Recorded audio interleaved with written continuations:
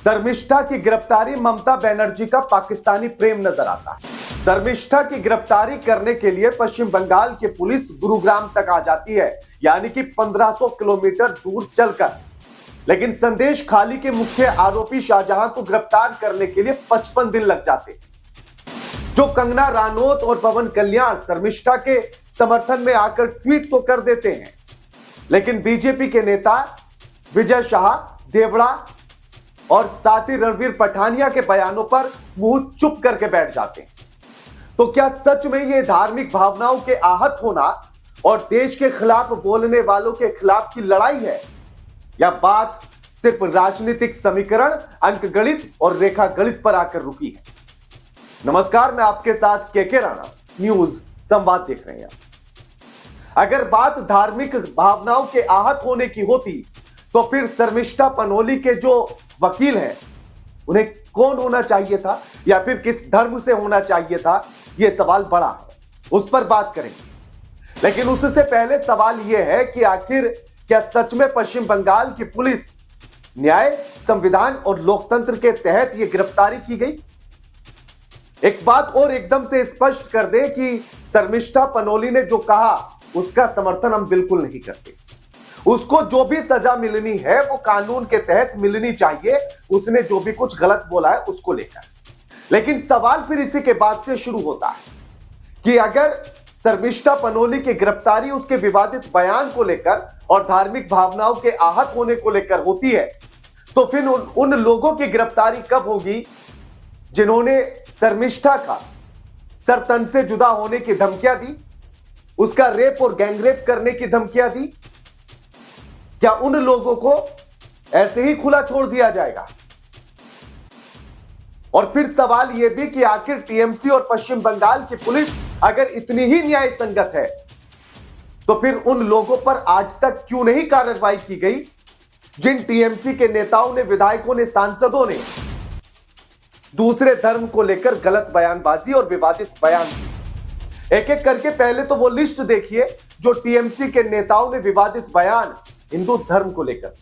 सबसे पहला नाम आता है महुआ मोइत्रा का, जिन्होंने काली माता को लेकर मांसाहारी और शराबी कहा था और साथ ही सिगरेट पीते हुए उनकी एक तस्वीर को पोस्ट किया गया था, जिसके बाद तमाम बवाल हुआ। लेकिन क्या पश्चिम बंगाल की पुलिस ने आज तक उन्हें गिरफ्तार, तो बहुत बड़ी बात है, क्या उनसे किसी मामले पर कोई पूछताछ भी हुई है? उसके बाद दूसरे देखिए, सयानी घोष जो टीएमसी की नेता भी हैं और एक अभिनेत्री भी हैं। 2015 में उन्होंने एक ट्वीट किया और जिसमें एक महिला का शिवलिंग पर कॉन्डोम चढ़ाते हुए एक चित्र पोस्ट किया था। क्या हिंदुओं की जब धार्मिक भावना आहत हुई तब क्या सयानी घोष से पश्चिम बंगाल की पुलिस ने कोई सवाल जवाब किए? क्या उन पर टीएमसी ने कोई कार्रवाई की? तीसरा नाम देखिए, Niranjan Das TMC IT cell के महासचिव है और इन्होंने रामायण को कार्टून कहा था और राम के अस्तित्व पर सवाल उठाए थे। तब टीएमसी का यह न्याय संगत होना आखिर कहां गया था?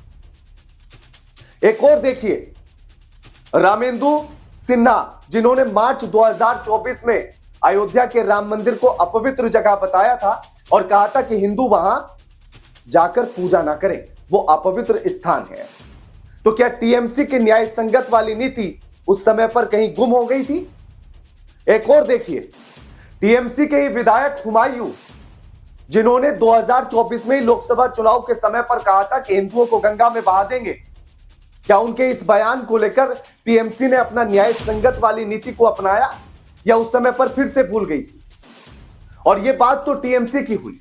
अब जो कंगना रानौत से लेकर पवन कल्याण और बीजेपी के तमाम नेता, चाहे वो या कार्यकर्ता, जो गुपचुप तरीके से समर्थन में है, उनका भी बता दीजिए, उनका भी ये जवाब बता दीजिए कि आखिर अभी तक विजय शाह पर क्या कार्रवाई हुई? उनका भी बता दीजिए कि आखिर मध्य प्रदेश के उप मुख्यमंत्री देवड़ा पर क्या कार्रवाई हुई? वो इस बात पर भी तो मुंह खोले कि उन्होंने इन राज्यसभा सांसद पर आखिर क्या कुछ कहा। वो इस बात पर भी तो मुंह खोले कि उन्होंने रणवीर पठानिया पर आखिर क्यों मुंह नहीं खोला? क्या मुंह में फेविकोल लेकर बैठ गए थे? तो बात सिर्फ इतनी सी है कि क्या सच में यह लड़ाई देशभक्ति और धार्मिक भावनाओं के आहत होने की है, या फिर चुनाव को लेकर है। और सबसे बड़ा सवाल यह कि क्या ममता बनर्जी पाकिस्तान से हाथ मिला रही हैं? क्या ममता बनर्जी का पाकिस्तान प्रेम एक बार फिर से जाग गया है, या फिर 2026 में जो पश्चिम बंगाल में विधानसभा चुनाव होने हैं उसको लेकर किसी एक समुदाय को खुश करना चाहती है और इसीलिए सारा का सारा षड्यंत्र रचा गया। शर्मिष्ठा ने जो कुछ कहा उस पर उसने माफी भी मांगी, लेकिन टीएमसी के किसी नेता ने तो माफी तक नहीं मांगी अभी तक। 2024 में बयान दिया हो या 2015 में, लेकिन उसके बाद भी वो आराम से आजाद घूम रहे हैं, उन पर कोई सवाल उठाने वाला नहीं। संदेश खाली का मामला तो आप सबने देखा, कितना बवाल हुआ, हाईकोर्ट को हस्तक्षेप करना पड़ा, सरकार को और पुलिस को फटकार लगानी पड़ी कि एक आदमी नहीं खोज पा रहे हैं आप, उसकी गिरफ्तारी नहीं कर पा रहे हैं आप। तब जाकर 55 दिन लगे थे पश्चिम बंगाल की किसी पुलिस को पकड़ने में, लेकिन यही शर्मिष्ठा की लोकेशन को ट्रेस करते करते गुरुग्राम आ जाती है। शर्मिष्ठा कोलकाता के ही आनंदपुर में रहती है, वहां की रहने वाली है। जब यह पूरा मामला हुआ, इसमें एक और बड़ी बात यह कि उनका एक फॉलोवर पाकिस्तानी था। जब पहलगाम हमले को लेकर उन्होंने अपनी वीडियो बनाई, उसमें आपत्तिजनक बातें कही थी, उसी को लेकर पाकिस्तानी ने कमेंट किया और जिसके जवाब में उन्होंने एक और वीडियो बनाया और जिसके बाद उन्होंने एक विशेष धर्म के लोगों की धार्मिक भावनाओं को आहत करने वाली बातें बोली। लेकिन संदर्भ पाकिस्तान की बेइज्जती करना था, संदर्भ पाकिस्तान को गरियाना था। इन सारी बातों को भी छोड़ दिया जाए, पाकिस्तान वाले तो इस पर बिलबिलाए, हिंदुस्तान वाले भी बिलबिलाए। और अगर उन्होंने किसी के धार्मिक भावनाओं को आहत पहुंचाया, समझ में आता है कानून के तहत जो कार्रवाई होनी होगी।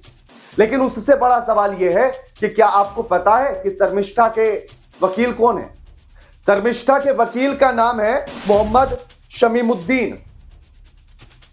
तो क्या शमीमुद्दीन की भावनाएं उनके बयान से आहत नहीं हुई, या शमीमुद्दीन ने अपनी भावनाओं को लेमिनेशन करवा लिया है जिस पर ना पानी का असर हो और ना किसी तरह की ठेस लगती हो?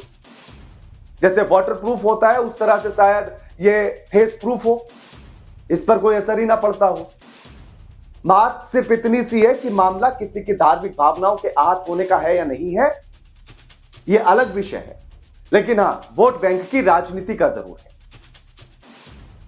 और पाकिस्तान को अगर गरियाने पर, पाकिस्तान को अगर जवाब देने पर ममता बनर्जी को इतनी परेशानी हो जाती है कि उनकी पुलिस गुरुग्राम तक आ जाए, पीछा करते करते 1500 किलोमीटर चल जाए,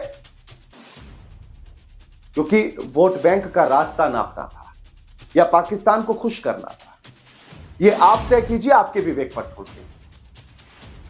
लेकिन बड़ा सवाल यही है कि आखिर सत्ता की कुर्सी को पाने के लिए किसकी भावनाएं आहत होती हैं, फर्क नहीं पड़ता।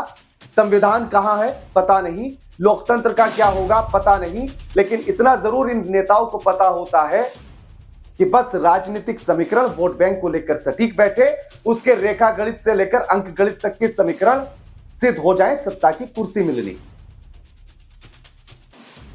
और यही बात लागू होती है चाहे पार्टी बीजेपी हो, टीएमसी हो, कांग्रेस हो या कोई दूसरी पार्टी। और इस पूरे मामले में भी यही सब कुछ नजर आता है। और वही ममता बनर्जी जो अपने आप को न्याय संगत और उनकी पुलिस भी न्याय संगत नीति की बात कहना चाहती है, शर्मिष्ठा की गिरफ्तारी के बाद ईडी और सीबीआई के अधिकारियों को गिरफ्तार करवाना, उनके ऊपर पश्चिम बंगाल में ना आने देना, यह सब कुछ भी क्या न्याय संगत के अंतर्गत था? ये सारी बातें हम आपके विवेक पर छोड़ते हैं कि आप अब इसको किस तरह से देखते हैं। क्या धार्मिक भावनाओं के आहत होने को देखते हैं, या टांडी पर रख दिए गए संविधान और लोकतंत्र को देखते हैं, और फिट बैठाए गए राजनीतिक समीकरण और वोट बैंक की राजनीति को कैसे देखते हैं? कमेंट बॉक्स खुला हुआ है, कमेंट करके बताइए कि इस पूरे मामले को लेकर आप क्या सोचते हैं, समझते हैं, और आपका इस पर क्या पॉइंट है वो भी बताइए, और साथ ही आपका क्या मुद्दा है वो भी बताइए, ताकि अगले वीडियो में हम आपके उस मुद्दे को भी उठा सकें। तुरंत अपने विवेक से कमेंट करके बता दीजिए। वीडियो लाइक कीजिए, शेयर कीजिए और चैनल को सब्सक्राइब करना मत भूलिएगा। नमस्कार।